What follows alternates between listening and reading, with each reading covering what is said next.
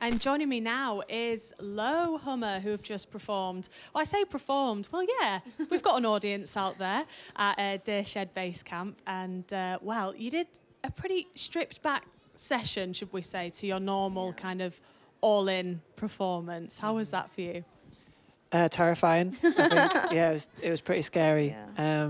But a really good chance to hear some songs in a different way that we'd not tried before. So it was a good test, really.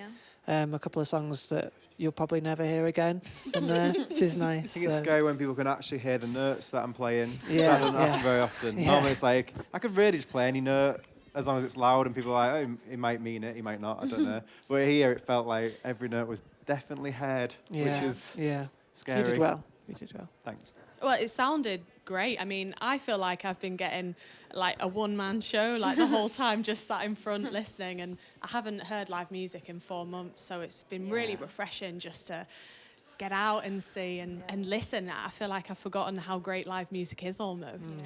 So it must have been nice for you all to come together and well, jam, I guess. Oh, Yeah, because we only really started practicing as a band about, a week ago? I think we had our first one, yeah. So that in itself was like, it felt like a really important moment just to get back and start doing things and realising how good it feels to do that. And I think we definitely all missed it during lockdown. And we sort of almost remembered how to play the songs as well, which was yeah, good. which is The first run through was a bit ropey, but we sort of remembered it enough to go, well, might be all right here, might be.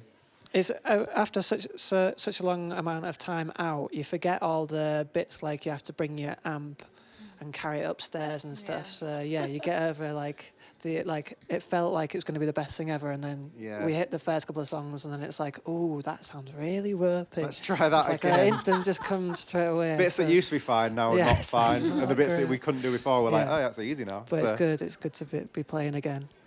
So whereabouts did you practice for the past week? Because you're from Hull, so is there a space that you always go to? So we actually practiced at the Polar Bear, which is where I worked, which obviously closed down last week. Yeah. So that's weird in itself because that's become our home pretty much for quite a while, and sort of my work has been intrinsic to the band as well, so it all flowed quite nicely. And so obviously losing that venue as a performance space, but as a practice room as well, has been a bit weird. So we've been practicing at other different places, which a variety of what rooms should we say? in a Hull. variety of places, changing in quality. Yeah. throughout. Which again is like a good test when you can't hear any vocals or stuff like that. So I guess that's been good. But if anybody's got a new home for us in Hull, help us out. So you talk about the venue there that's closing down. I did hear about that, and obviously Gorilla in Manchester and the Deaf Institute, they've been saved. So I saw there's lots of stuff going on with the music community in Hull. I know it's a really tight-knit community as well. It's amazing. So how is that for you when you heard, I mean, you worked there, so it must have been I'm biased, but I think it's a big, obviously a big hole that's left within the music community for Hull. For us as a band as well, really, because you've got the Adelphi, which is like the home of live music in Hull, which is like a 180 cap.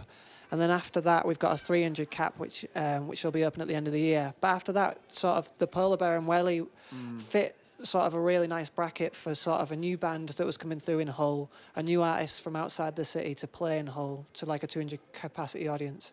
And then the Welly Club was really unique to us really as a venue because it was 600 capacity, which sort of had the likes of heritage figures like Miles Kane and Johnny Marr. So it's a big miss, but we are hopeful that with the help of people like the Music Venues Trust that we can get those venues back and we can have a practice room again.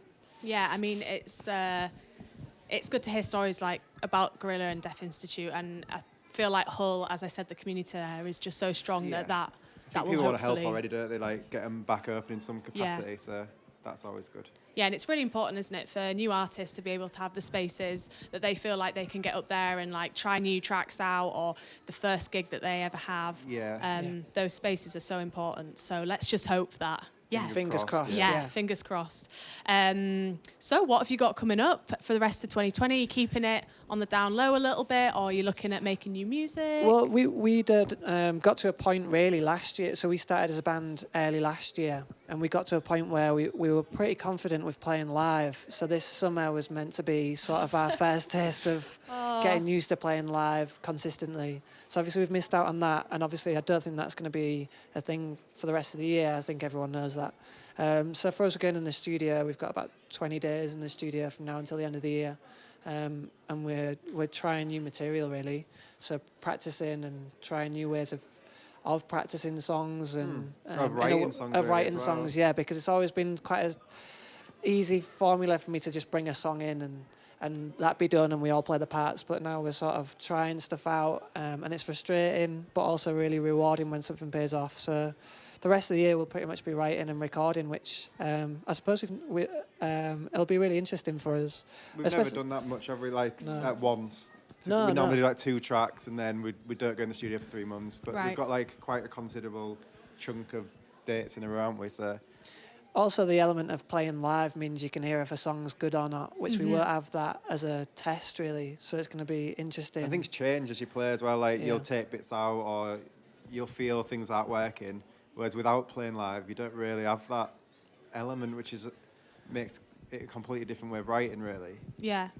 Well, it'd be nice, though, I guess, to have some breathing space to actually get into the studio and record and take your time a little bit. And then 2021 is the year, isn't it, to hopefully yeah. go to a gig every single night. Yeah. It feels like we'll be doing that, doesn't it? But yeah, that'd be great to get back gigging and watching bands again, because I think even as an audience member, it's such a feel-good thing to be around. And yeah, like I said, we've missed it. We're excited to record and write, but there's nothing like playing live, which we've done today.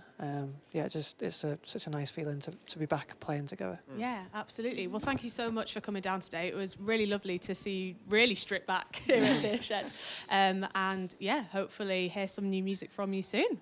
Brilliant. Thanks so you. much for having us. Cheers.